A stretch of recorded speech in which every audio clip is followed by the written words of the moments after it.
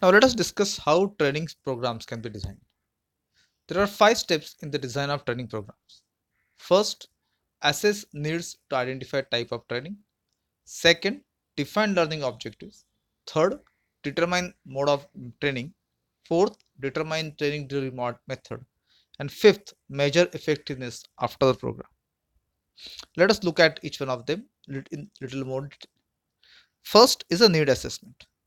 There are 3 levels of training needs assessment: organizational assessment, occupation or task assessment, and individual assessment. Organizational assessment involves determining the skills, knowledge, and abilities a company needs to meet its strategic objectives.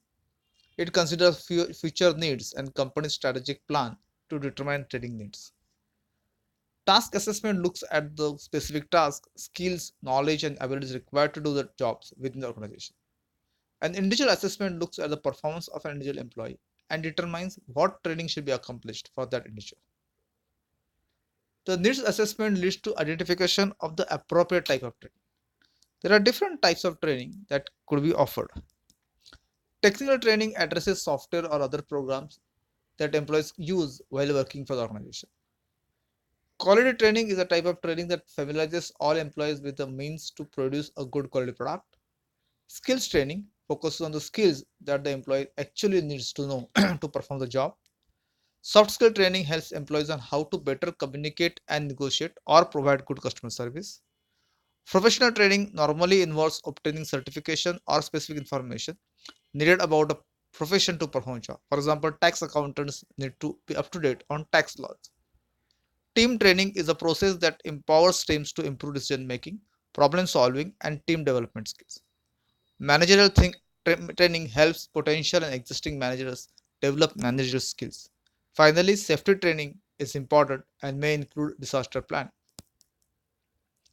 The next step is to define learning objectives.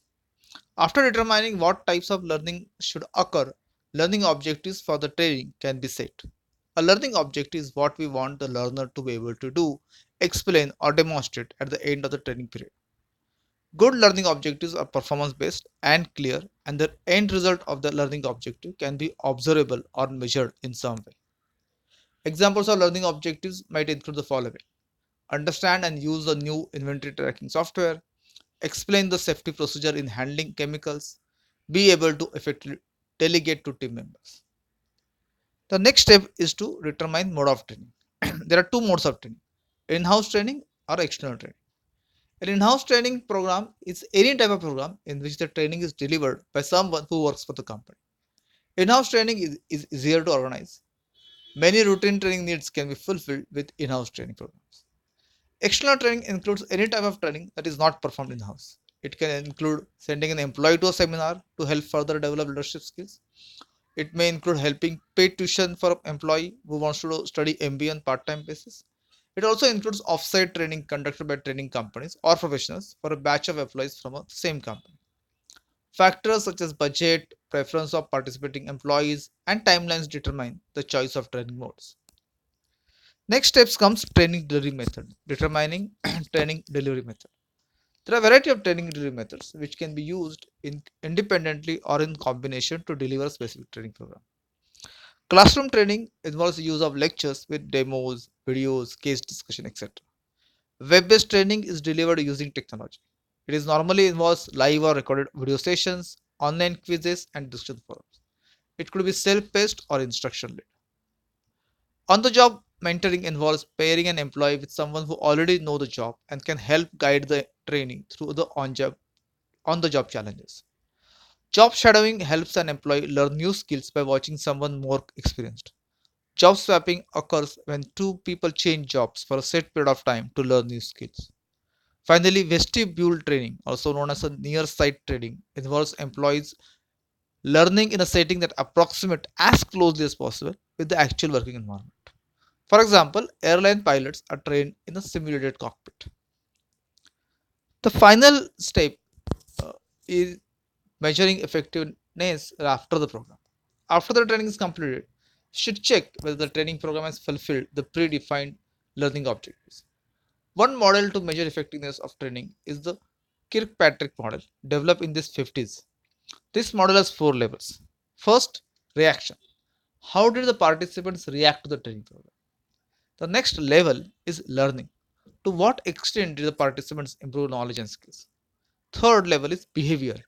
Did behavior change as a result of the training? And fourth is results. What benefits to the organization resulted from the training? Each of the Kirkpatrick's levels can be assessed using a variety of methods. One method is to compare the performance of the employees who received the training to that of employees who didn't receive the training. This obviously has to be done in the context of learning objective. Take an example of learning objective. Understand and use the new inventory tracking software. The employees who attended a training program with this learning objective should raise less number of queries and clarifications as compared to the employees who didn't attend this training program. Anonymous survey is another method for assessment. Conducting a quiz can also help for some types of training, such as technical writing. Both the survey and quiz can be conducted online if needed.